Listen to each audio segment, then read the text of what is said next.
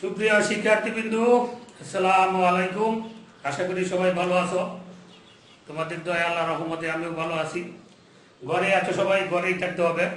ঘরে থাকলে নিজেকে সেফ রাখা যাবে। যেহেতু করোনা মহামারী আকার ধারণ করেছে, তাই ঘরে থাকাটাই সবচেয়ে নিরাপদ। ঘরে থাকলে নিজে নিরাপদ থাকবে এবং তোমাদের পরিবার নিরাপদ থাকবো এবং আমাদের দেশও নিরাপদ থাকবো। তাই সবাইকে ঘরেই থাকতে হবে। হয়তোবা অনেকেই ঘরে থাকতে থাকতে দীর্ঘদিন যাবৎ অধৈর্য হয়ে পড়ছে, যে আর ঘরে ভালো লাগছে না। তারপরেও কিছু করার নাই, যেহেতু করোনা আমাদের দেশে মহামারী আকারে দ্রুত ছড়ায় পড়ছে, সেই জন্য তোমাদেরকে ঘরেই থাকতে হবে।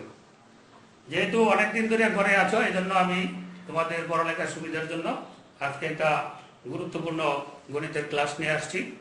আমি মোহাম্মদ মুশারফ হোসেন, প্রভাষক গণিত, Rajabari school and college, Keraniganj, Dhaka. আজকে তোমাদের সাথে একটা গুরুত্বপূর্ণ বিষয় নিয়ে আলোচনা করব। ইনশাআল্লাহ তোমাদের ভালো লাগবে এবং অবশ্যই ভালো সময় কাটবো। যেহেতু অবসর সময় গণিত চর্চা করলে মন ভালো থাকে এবং শরীরও ভালো থাকে এবং সময় ভালো কাটে। তাহলে তোমরা খাতা কলম নিয়ে রেডি হয়ে যাও, সবাই খাতা কলম নিয়ে তৈরি হও এবং বসে যাও। আমার এই ক্লাসটা তুমি আমাদের কলেজের যে ইউটিউব চ্যানেল আছে, রাজাবাড়ী স্কুল অ্যান্ড কলেজের ইউটিউব চ্যানেলে পাবে। এছাড়াও একটা গ্রুপ আছে, রাজাবাড়ী স্কুল অ্যান্ড কলেজের বোর্ড, এই বোর্ডে ঢুকলেও তোমরা পাবে। এছাড়া আমার ফেসবুক আইডিতে তোমরা পাবে। এছাড়া আমার ইমো নাম্বারেও তোমরা এই ক্লাসটা পরবর্তীতে দেখতে পারবে। আশা করি তোমাদের উপকার হবে। এখান থেকে তোমাদের এইচএসসি পরীক্ষাতে প্রশ্ন আসে। এছাড়াও তোমরা এইচএসসি পাস করার পরে বিভিন্ন জায়গায় এডমিশন দিলেও এখান থেকে কোশ্চেন আসতে পারে। তাছাড়া যেহেতু আমাদের একটা অপশন আছে বহু নির্বাচনী এখান থেকে কোশ্চেন আসতে পারে। তাহলে আজকে আমরা পড়ব ভেক্টর।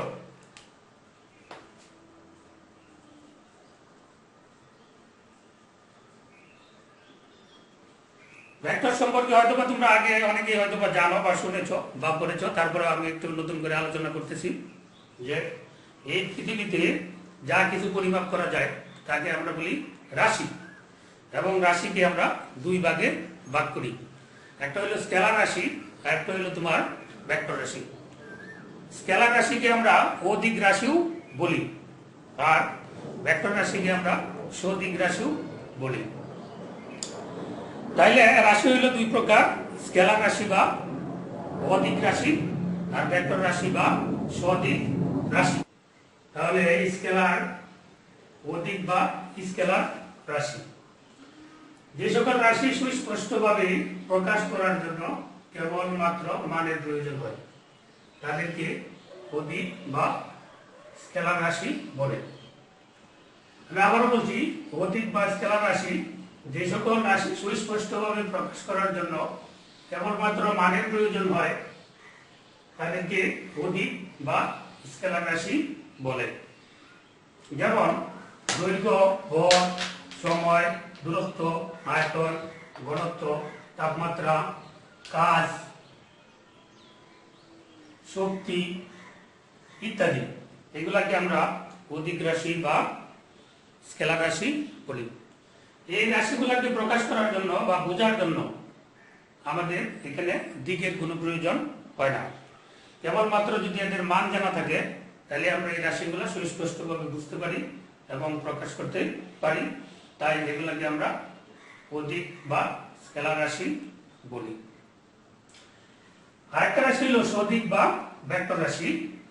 যে সকল রাশি সুস্পষ্টভাবে প্রকাশ করার জন্য মান এবং দিক উভয়ের প্রয়োজন হয় তাদেরকে সদিক বা ভেক্টর রাশি বলে।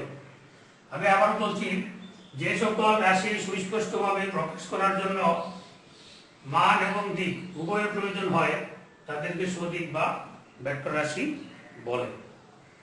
যেমন সরণ, বেগ, ত্বরণ, মন্দন, বল, ভরবেগ ইত্যাদি সদিক বা ভেক্টর রাশি। এই রাশিগুলোকে বোঝার জন্য, প্রকাশ করার জন্য, জানার জন্য মান লাগবে, মানের সাথে সাথে দিক লাগবে। যেমন স্কেলার রাশি নির্ণয় করার জন্য আমাদের শুধুমাত্র মান জানা হলে চলে। যেমন আমি যদি বলি যে বাজার থেকে যাও 5 কেজি চাল নিয়ে আসো, 3 কেজি তেল নিয়ে আসো, 2 কেজি আটা নিয়ে আসো, 3 কেজি চিনি নিয়ে আসো, এই ক্ষেত্রে এই প্রত্যেকটাই আমাদের স্কেলার রাশি। এইখানে আমাদের দিকের কোনো প্রয়োজন হয় না। কিন্তু আমরা যদি বেগ পরিমাণ করতে যাই বা ত্বরণ পরিমাণ করতে যাই বা বল পরিমাণ করতে যাই, তাহলে আমাদের একটা অবশ্যই দিকের প্রয়োজন হয়। হ্যাঁ, আমি যদি এরকম বলি যে যাও, চলে যাও, তাহলে হয়তো বা তোমরা বলতে পারো যে স্যার কোন দিকে যাবো। এই রাশিটাকে বোঝার জন্য, যাওয়ার জন্য, স্মরণ হওয়ার জন্য, হ্যাঁ, ব্যাক হওয়ার জন্য আমাদের এখানে একটা নির্দিষ্ট দিকের দরকার হয়। যেহেতু এখানে একটা নির্দিষ্ট দিকের দরকার হয়, তাই এগুলোকে আমরা বলি ভেক্টর রাশি। এই রাশিগুলোর মধ্যে কি কি হইতে পারে? যেমন স্মরণ, ব্যাক, ত্বরণ, মন্দন, বল, ভরবেগ ইত্যাদি সবই আমাদের সঠিক রাশি বা ভেক্টর রাশি। এই রাশিগুলোকে আমাদের প্রকাশ করার জন্য অবশ্যই আমাদের দিকের প্রয়োজন হয়। আর একটা হলো আমাদের যে সঠিক রাশির প্রতিরূপ হিসাবে ভেক্টর। সঠিক রাশির প্রতিরূপ হিসাবে ভেক্টর কোন সরল রেখাংশের আদি বিন্দু যদি এ হয়, যদি আদি বিন্দুটা এ হয় এবং প্রান্ত বিন্দু যদি বি হয়, আদি বিন্দুটা এ এবং প্রান্ত বিন্দু বা শেষ বিন্দু বি হলে এবি রেখাংশ থেকে দিক নির্দেশিত রেখাংশ বলে। যার দিক এ হতে বি এর দিকে, এই দিক নির্দেশিত রেখাংশকে এবি দ্বারা প্রকাশ করা হয়। তোমরা দেখছো যে এর উপরে একটা তীর চিহ্ন আছে, এটাই হলো আমাদের ভেক্টর চিহ্ন। এবং যখন এই তীর চিহ্নটা থাকবে তখন আমরা বুঝবো যে এটা একটা ভেক্টর রাশি এবং এখানে একটা দিক আছে। এই দিকটাকে আমরা তীর চিহ্নতে প্রকাশ করছি এবং দিকটা এর আদি বিন্দু হবে এ এবং প্রান্ত বিন্দু বা অন্ত বিন্দু হবে বি। এবং এই এ বি এর মধ্যবর্তী একটা দূরত্ব আমাদের আছে এবং এই যে এবং বি এর যেহেতু আমরা এটা দিক নির্দেশ করছি, তাই এটা আমাদের একটা ভেক্টর রাশি। এই জন্য আমরা এটাকে বলতে পারি এরকম যে সঠিক রাশির প্রতিরূপ হিসাবে ভেক্টর। কোন সরল রেখাংশের আদি বিন্দু যদি এ হয় এবং প্রান্ত বিন্দু বা অন্ত বিন্দু বি হলে একই রেখাংশটিকে দিক নির্দেশিত রেখাংশ বলে। যার দিক এ হতে বি এর দিক, এই দিক নির্দেশিত রেখাংশকে এবি ভেক্টর দ্বারা প্রকাশ করা হয় এবং এটা একটা ভেক্টর রাশি। সঠিক রেখাংশের দৈর্ঘ্য, সঠিক রেখাংশ এ বি এর দৈর্ঘ্য হলো এ ও বি বিন্দুদ্বয়ের মধ্যবর্তী দূরত্ব, যা মডুলাস এর দ্বারা প্রকাশ করা হয়। এই যে দুই পাশে দুইটা টার্ম দেখতেছো, সেটাকে বলা হয় মডুলাস। এই মডুলাস দ্বারা কেবলমাত্র দৈর্ঘ্য বোঝায়। যখন মডুলাসের ভিতরে থাকে তখন এটা দিক নির্দেশ করে না এবং এটা দ্বারা শুধু ভেক্টর বোঝায় না, কেবলমাত্র স্কেলারটাই বোঝায়, যেহেতু দুই পাশে মডুলাস চিহ্ন আছে। তাহলে আমরা সঠিক রেখাংশের দৈর্ঘ্য এবি এর দৈর্ঘ্য হলো এ ও বি বিন্দুদ্বয়ের মধ্যবর্তী দূরত্ব, যা মডুলাস এবি দ্বারা সূচিত করা হয়। সুতরাং মডুলাস এবি সমান সমান মডুলাস বি এ, দুইটার দৈর্ঘ্য একই হবে। যেহেতু মান একই, তাহলে এটাকে আমরা এখানে সমানও দিতে পারি। আর হলো সঠিক রেখাংশের দিক। আমাদের দিকটা কেমন হবে? যে সঠিক রেখাংশ এবি এর দিক এ বিন্দু হতে বি বিন্দুর দিকে এবং বি এর রেখাংশের দিক বি হতে এ বিন্দুর দিকে। যে বিন্দুর দিকে যে বিন্দু হতে শুরু তাকে আদি বিন্দু এবং যে বিন্দুর দিকে থাকে প্রান্ত বিন্দু করে। অর্থাৎ সঠিক রাশির দিক আদি বিন্দু হতে প্রান্ত বিন্দুর দিক, এই দিক রেখাংশকে ভেক্টর এবং রেখাংশের দৈর্ঘ্যকে ভেক্টরের মান বলে। আর ধারক রেখা হলো ভেক্টরটির যে রেখা বরাবর ক্রিয়ারত সেই রেখা এবং সঠিক রেখাংশের দিকই ভেক্টরের দিক। তাহলে এখান থেকে আমরা পাইলাম ধারক রেখা, যে ধারক রেখা হলো ভেক্টরটির যে রেখা বরাবর ক্রিয়ারত সেই রেখা এবং সঠিক রেখাংশের দিক ভেক্টরটির দিক। তারপরে আমাদের আসতেছে ভেক্টরের প্রতীক। আদি বিন্দু এ এবং প্রান্ত বিন্দু বি বিশিষ্ট ভেক্টরের জন্য এ বি প্রতীক ব্যবহার করা হয়। যখন কোনো নির্দিষ্ট বিন্দুকে মূল বিন্দু ধরা হয় এবং মূল বিন্দুকে সকল ভেক্টরের আদি বিন্দু ধরা হয়, তখন প্রান্ত বিন্দুকে শীর্ষবিন্দু বলা হয়। এবং একটিমাত্র অক্ষর দ্বারা ভেক্টরকে প্রকাশ করলে আমরা এটার নিচে টান বা দাগ বা উপরে টান বা দাগ বা এর উপরে তীর চিহ্ন দেওয়া প্রকাশ করতে পারি। অথবা যখন আমরা এটা কম্পিউটারে বা প্রিন্ট করে লিখি তখন মোটা বোল্ড অক্ষরে লিখতে হয়। তবে একটি অক্ষর দ্বারা যখন আমরা ভেক্টরকে প্রকাশ করি তখন তীর চিহ্ন দেওয়া সঙ্গত না, তীর চিহ্ন এক্ষেত্রে না দেওয়াটাই সবচেয়ে উত্তম। সেক্ষেত্রে আমরা নিচে একটা দাগ দিব, দাগ দিলেও আমরা বুঝবো যে এটা একটা ভেক্টর। অথবা আমরা উপরে দাগ দিতে পারি, উপরে দাগ দিলেও আমরা এটা বুঝবো ভেক্টর। হ্যাঁ, একটা অক্ষর দ্বারা যখন আমরা ভেক্টরকে প্রকাশ করব তখন তীর চিহ্ন না দেওয়াটাই যুক্তিযুক্ত এবং ভালো। যখন দুইটা অক্ষর দ্বারা আমরা ভেক্টরকে প্রকাশ করব তখনই আমরা ভেক্টরের উপরে তীর চিহ্ন ব্যবহার করব, যেহেতু এখানে একটা নির্দিষ্ট দিক অনুসরণ করা হয়। ভেক্টরের মান বলতে আমরা বুঝবো যে কোন ভেক্টরের আদি বিন্দু ও প্রান্ত বিন্দুর মধ্যবর্তী দূরত্বকে ভেক্টরটির মান বলে। এই ভেক্টর মানকে আমরা মডুলাস এ বা এ দ্বারা প্রকাশ করা হয়। এটা হলো ভেক্টরের মান। এখানে দিকের কোনো অবস্থা নাই। কোন ভেক্টরের আদি বিন্দু ও প্রান্ত বিন্দুর মধ্যবর্তী যে দূরত্ব, এটা হলো ভেক্টরটির মান বলা হয়। এই ভেক্টরের মানকে মডুলাস এ বা এ দ্বারা প্রকাশ করা হয়। এরপর হলো আমাদের একক ভেক্টর। যে ভেক্টরের মান 1 তাকে একক ভেক্টর বলে। অর্থাৎ একটি একক ভেক্টর হলে মডুলাস a সমান সমান 1 এবং মডুলাস ab সমান সমান a is not equal 0 হলে ab এর একক ভেক্টর সমান ab vector divided by modulus ab সমান সমান a divided by modulus a। একক ভেক্টর প্রকাশ করার জন্য ভেক্টরের প্রতীক হিসেবে সাধারণত এই চিহ্ন ব্যবহার করা হয়। এটা দেখতে অনেকটা একটা ক্যাপের মতো চিহ্ন ব্যবহার করা হয়। একে করা হয় হেড, তাহলে আমরা এইভাবে করব যে a হেড সমান a divided by modulus a। অর্থাৎ কোন ভেক্টরকে এর মান দ্বারা ভাগ করলে ওই ভেক্টরের দিকে একক ভেক্টর পাওয়া যায়। অর্থাৎ যে কোন ভেক্টরকে এর মান দ্বারা ভাগ করলে ওই ভেক্টরের দিকে একক ভেক্টর পাওয়া যায় এবং যেই ভেক্টরে আমরা একক ভেক্টর বের করব ওই মূল ভেক্টরের দিকেই হবে একক ভেক্টরের দিক এবং একক ভেক্টর সবসময় একটা ভেক্টর। এখানে আমি একটা সমস্যা চিন্তা করছি। এখানে দেওয়া আছে একটা vector 2y plus 10j plus minus 11k ভেক্টরটির সমান্তরাল একটি একক ভেক্টর নির্ণয় করো। যেহেতু এই ভেক্টরটার সমান্তরাল একটি একক ভেক্টর নির্ণয় করতে বলছে, তাই আমরা প্রথমেই ভেক্টরটার একটা নাম দিলাম। যে মনে করি এ ভেক্টর সমান 2y plus 10j minus 11k। তা আমরা যেহেতু একক ভেক্টর বের করব, একক ভেক্টর বের করলে আমাদের এটা মান লাগবে। এই জন্য আমি মডুলাস a বের করলাম। যে মডুলাস a সমান সমান আমরা জানি যে রুট ওভার এই i এর সহগ স্কয়ার প্লাস j এর সহগ স্কয়ার প্লাস k এর সহগ স্কয়ার। যেহেতু এখানে i এর সহগ 2 তাহলে 2 স্কয়ার প্লাস j সহগ 10 স্কয়ার প্লাস k সহগ -11 তাহলে -11 স্কয়ার।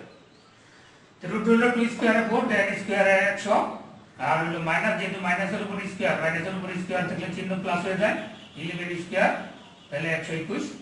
তাহলে আমাদের 225 রুট করলে আমরা এটাকে পাইলাম 15। তাহলে আমরা এই ভেক্টরটার মান পাই গেলাম 50। সুতরাং এ ভেক্টরের সমান্তরাল নির্ণয় একক vector a divided by modulus a। আমরা ভেক্টরটা বসাইলাম। ভেক্টর বসানোর পরে মডুলাস এর মানটা বসাই দিলাম। বসানোর পরে আমরা এটাকে ইচ্ছা করলে এভাবে লিখতে পারি যে উপরে মনে মনে 1 আছে আর নিচে 15 2y plus 10j minus 11k। এটা হলো একক ভেক্টর। এরকম আরো অনেক একক ভেক্টর নির্ণয় করতে তোমাদেরকে বলতে পারে এবং পরীক্ষাতে আসতে পারে বা বহু নির্বাচনীতেও আসতে পারে। তাহলে আমরা একক ভেক্টর বলতেই বুঝবো যে যে ভেক্টরটা দেওয়া থাকবে ওই ভেক্টরের মান বের করব এবং মান বের করিয়া মূল ভেক্টরটাকে তার মান দ্বারা ভাগ করব। যখন ভেক্টরটাকে তার মান দ্বারা ভাগ করব, ভাগ করার পরে আমরা যে অ্যান্সারটা পাবো সেটাই হবে আমাদের নির্ণেয় একক ভেক্টর এবং এই একক ভেক্টরের দিক হবে মূল ভেক্টরের সমান্তরাল দিক বরাবর।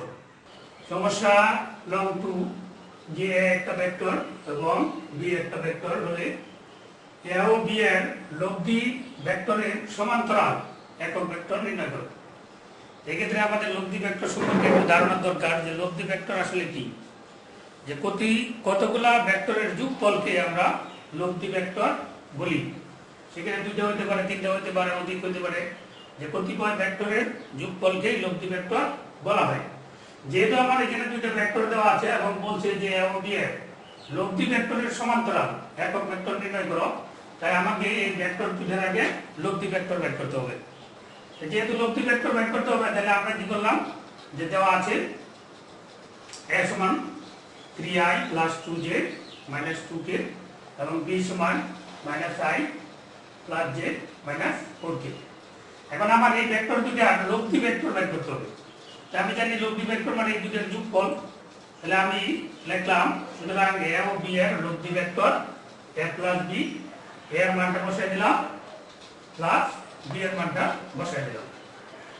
এখন আমরা ব্র্যাকেট উঠাইলাম, ব্র্যাকেট উঠে আমি এই যে এখানে আছে 2i মাইনাস i, তাহলে হলো 2i, 2j plus j, 3j, 2k, 4k, তাহলে মাইনাস 6k। তাহলে আমার হয়ে গেল a ও b এর ভেক্টর বরাবর লব্ধি ভেক্টর। এখন আমি যেহেতু একক ভেক্টর বের করব, তাহলে একক ভেক্টর মানে কি, এই লব্ধি ভেক্টরের মান বের করতে হবে। লব্ধি ভেক্টরের মান বের করে আমার এটাকে ভাগ করতে হবে। লব্ধি ভেক্টর হলো আমার a প্লাস b, তাহলে আমি লিখলাম মডুলাস a প্লাস b সমান, যে এখানে রুট ওভার i এর সহগ স্কয়ার প্লাস j এর সহগ স্কয়ার প্লাস k এর সহগ স্কয়ার। তাহলে 4, 9 আর 36, দ্যাট মিন্স 49। আমরা যদি এটাকে স্কয়ার রুট করি, বর্গমূল করি, তাহলে 7। তাহলে সুতরাং a ও b এর লব্ধি ভেক্টরের সমান্তরাল একক ভেক্টর।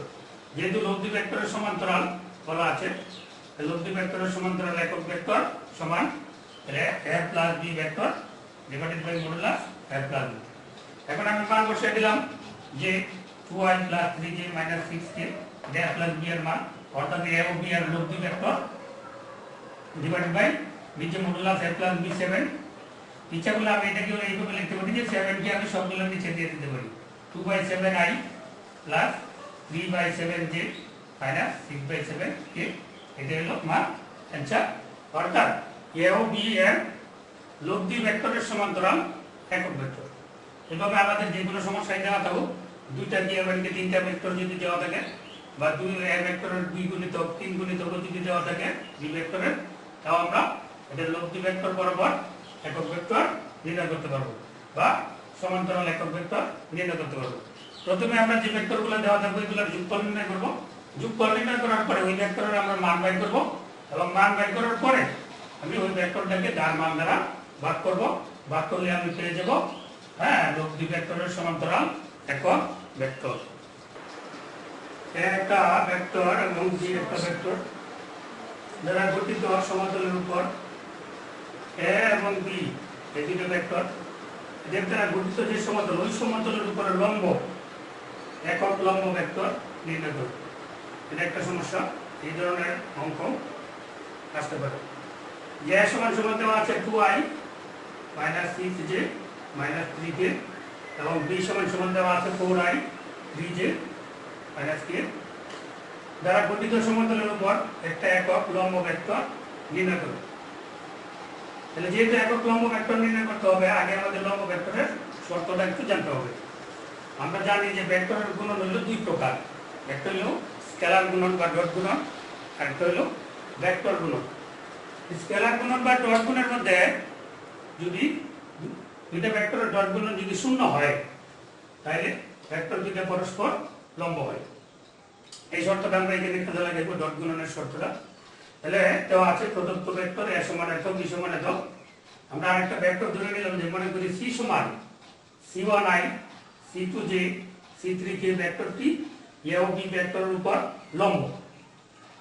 যেহেতু c ভেক্টরটা a ও b ভেক্টরের উপর লম্ব, তাহলে দুইটা ভেক্টরের লম্ব হওয়ার যে শর্ত, এই শর্ত হইতে আমরা পাই a ডট c সমান 0।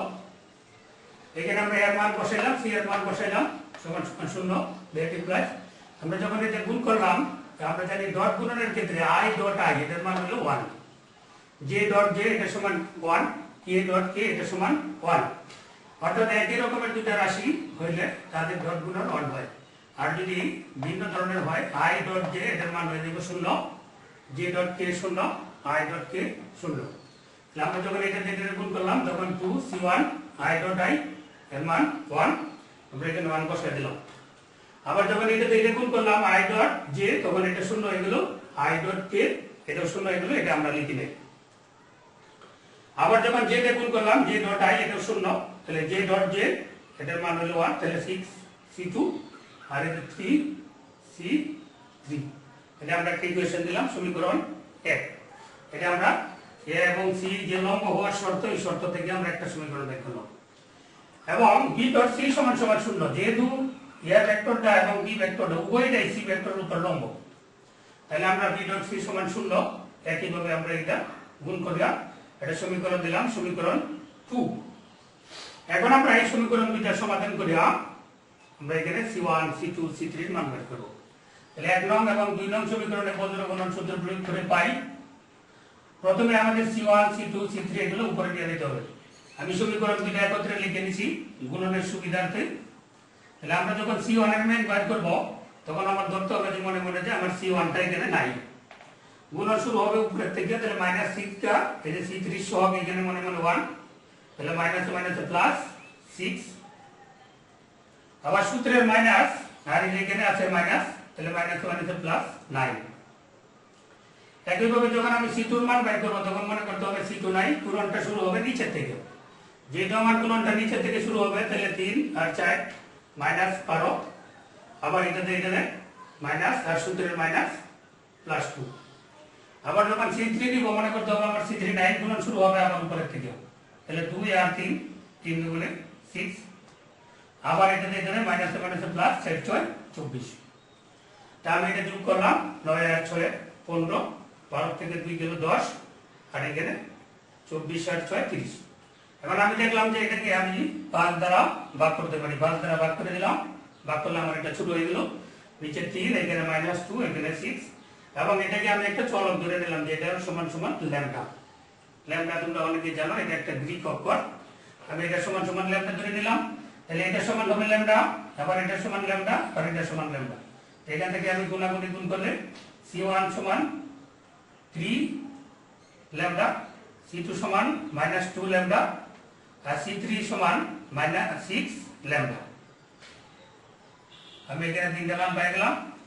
কি পাইলাম? c1 সমান পাইলাম 3 ল্যামডা, c2 সমান পাইলাম -2 ল্যামডা, এবং c3 সমান পাইলাম 6 ল্যামডা। এখন ল্যামডার মান আমি c ভেক্টরের মধ্যে বসাইলাম, ওই যে আমরা যে ভেক্টরটা ধরছিলাম c ভেক্টরের মধ্যে আমি ল্যামডার মান বসাইলাম।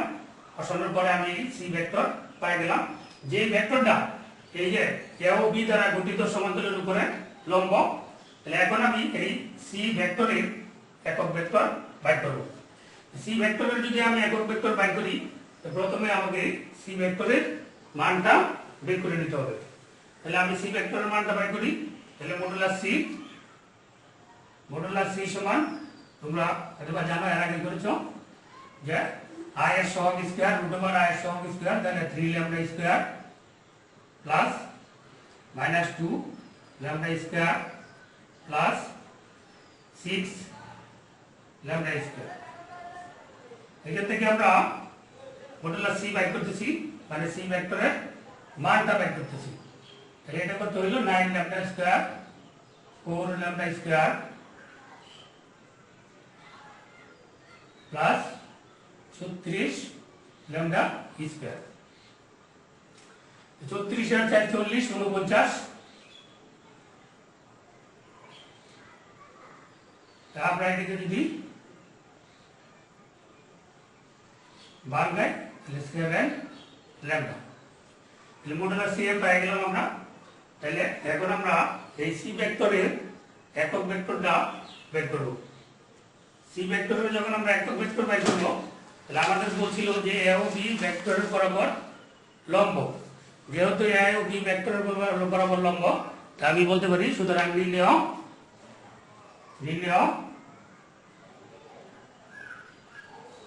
একক ভেক্টর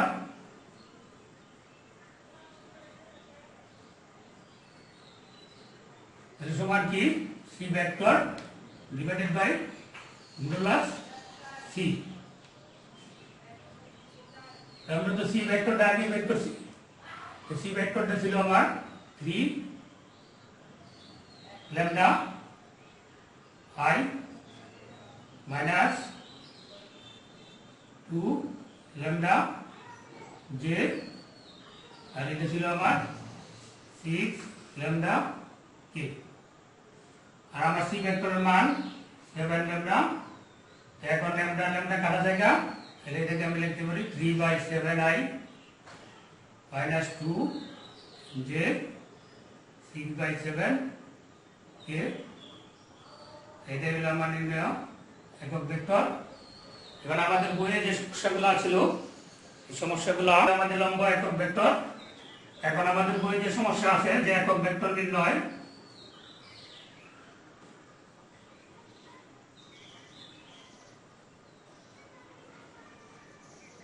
এবং লব্ধি বরাবর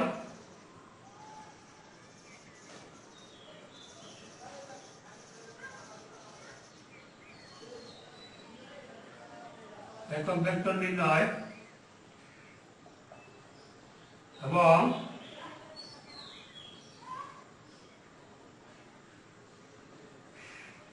দুইটি ভেক্টরের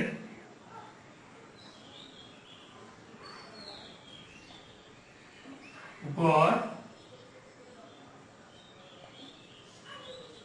লম্ব একক ভেক্টর নির্ণয়। তোমরা খাতা কলমে উঠে নাও, এটা বাড়িতে আমাদের কলেজ যখন খোলা হবে এবং ক্লাস চালু হবে, তোমরা তখন এই সমস্যাগুলো সমাধান করে অবশ্যই জমা দিবে। একক ভেক্টর সংক্রান্ত যত সমস্যা আছে, আমরা যে বইটা পড়াই কলেজে, ওই বইয়ের মধ্যে এরকম একক ভেক্টর নির্ণয় বা সমান্তরাল একক ভেক্টর নির্ণয়, লব্ধি বরাবর একক ভেক্টর নির্ণয় এবং দুইটা ভেক্টরের উপর লম্ব একক ভেক্টর নির্ণয়, এই সংক্রান্ত যতগুলো সমস্যা আছে, এই সমস্যাগুলো তোমরা এই অবসর সময়ের মধ্যে বসে বসে বাড়িতে চর্চা করবে। এছাড়াও কোনো সমস্যা হলে আমার যে ক্লাস, এটার নিচে ইনবক্সে তোমরা কমেন্ট করবে, আমি কমেন্টগুলো অবশ্যই দেখবো, খাতায় লিখে রাখবো। পরবর্তী ক্লাসে আমি এই সমস্যাগুলো সমাধান করে দেব। পাশাপাশি কোনো জায়গায় না বুঝলে সেটাও তোমরা বলবে এবং কমেন্ট করে আমাকে ইনবক্সে জানাবে, এবং কমেন্টগুলো আমি করে সেই সমস্যাগুলো শনাক্ত করব এবং অবশ্যই তোমাদের সমস্যাগুলো সমাধান করে দেওয়ার চেষ্টা করব। আশা করি তোমরা যদি ক্লাসটা মনোযোগ সহকারে করো এবং চর্চা করো এবং খাতা কলম নিয়ে বসো, তাহলে তোমাদের উপকার হবে। এই অবসর সময়টা ভালো কাটবে, শরীর স্বাস্থ্য ভালো থাকবো। এই বলে আজকের ক্লাস আমি এখানেই সমাপ্ত করলাম। সবাইকে ধন্যবাদ। সবাই বাসায় থেকো, সুস্থ থাকো, শরীরের প্রতি যত্ন নিও। সবাইকে রইল শুভকামনা। আসসালামু আলাইকুম।